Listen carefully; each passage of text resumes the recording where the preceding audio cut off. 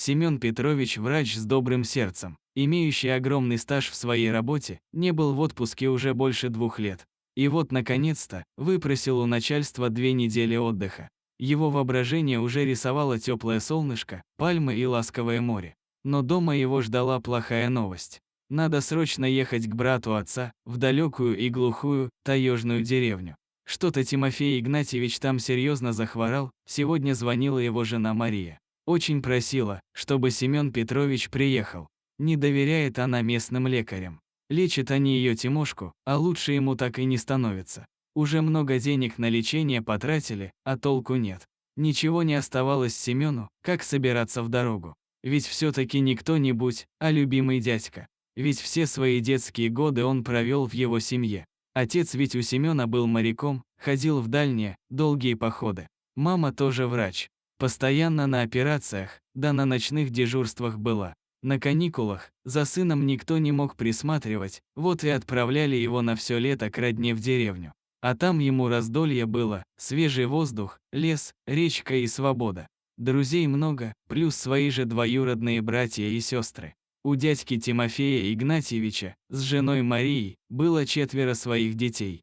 2 сына и 2 дочери. Так что одним больше, одним меньше значения уже не имело. Да и любили они племянника всем сердцем, поэтому с удовольствием брали его погостить на все лето. Года прошли, дети выросли и разлетелись из родительского гнезда. Взрослые состарились, и вот теперь им срочно нужна была его помощь. Разве мог Семен отказать? К черту солнце и теплый песок. Он в срочном порядке вылетел в Якутск. Дядьку он нашел в районной больнице. Опытному врачу сразу стало понятно, что диагноз поставлен неверный, и лечение, соответственно, проводится неправильно. Поэтому-то он и никак не может поправиться. Тетушке Семен сказал, что страшного ничего нет. Сейчас он подберет для него нужное лечение, и через месяц дядька уже будет как огурец. Из больницы старого лесника забрали домой. В доме и стены лечат. Так всегда говорят старики. Как же давно Семен не был в этом родном для него доме. А тут со времен его детства почти ничего не изменилось. Тимофей Игнатьевич и вправду через неделю пошел на поправку, но постельный режим старику Семен пока еще не отменял. По вечерам он сидел у постели больного, вспоминал беззаботное детство и просил старого лесника рассказать какие-нибудь истории из жизни, которых в арсенале дядьки Тимофея было навалом. Случается порой в нашей жизни такое, что жутко вспомнить. Случилась как-то одна история, нет, не буду я рассказывать. Отмахнулся от племянника Тимофей Игнатьевич. Все равно не поверишь. Почему? Поверю, отвечает Семен. И даже не проси. Начал серчать Тимофей Игнатьевич. В деревне рассказывал, и никто не поверил. Вон мужики всю жизнь в тайге провели, и то на смех меня подняли. Говорят, ты, мол, Игнатьевич, не употреблял бы, перед тем, как в тайгу идешь, а то и не такое привидится. Да и лесной хозяин-медведь не любит, когда к нему в тайгу нетрезвые приходят. А ты ж, Семёша, знаешь, что я никогда не пил. Ну что ты, дядя Тимофей, начал убеждать пожилого лесника Семен. Сколько лет я тебя знаю, сколько историй ты мне рассказывал, никогда я не усомнился в твоих словах. Ну, ладно, махнул рукой Тимофей Игнатьевич.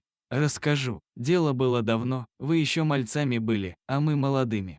Тебя тогда к нам еще не привозили на лето. Собрались мы, значит, всей семьей за ягодой. Себе-то уже заготовили в зиму ягоды, а это было на продажу.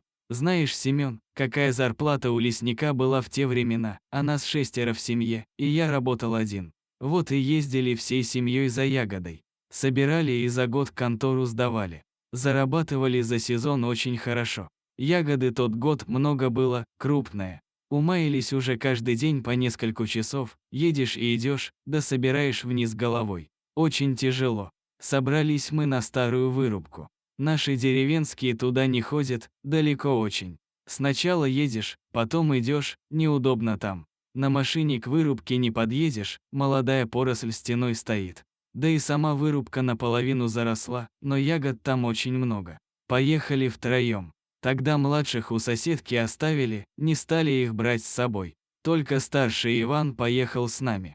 Приехали, машину оставили, рюкзаки, ведра и гребки прихватили и пошли. Пришли на вырубку, а там ягод столько, что глаза разбегаются. Мои собирают, а я потихоньку отношу. В очередной раз ягоду принес, пересыпал в короб, корзину с едой захватил. Мол, сейчас приду, сядем поедим, потом еще немного пособираем и домой поедем.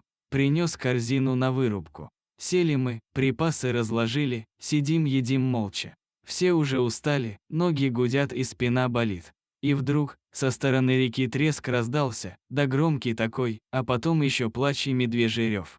Мои подскочили, не поймут, что это, что за звук такой. А я-то сразу сообразил, что увозить надо семью подальше с этой поляны. Быстренько сложили пожитки и молнии к машине. Я тогда на УАЗике ездил, засунул своих в кабину и строго-настрого приказал сидеть и не высовываться. А сам взял ружье и пошел к реке, туда, откуда доносился плач. И вправду, все было так, как я предполагал. Медвежонок угодил лапой в капкан. Какие-то сволочуги опять повадились расставлять на моем участке эти смертоносные механизмы. Я безрезультатно уже 2 месяца пытался поймать этих браконьеров. В общем, освободил я тогда медвежонка из капкана, он еще покрутился вокруг меня, немного припадая на заднюю лапу, а потом убежал в тайгу. Рана у него была не очень серьезная, а кость так и вовсе не задета, так что я за него не волновался. Капкан забрал, как вещдок, а потом на заимке лесной припрятал, там у меня их уже было несколько штук.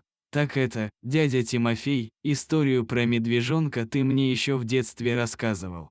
Я ее хорошо помню. Так что ничего нового, ухмыльнулся племянник.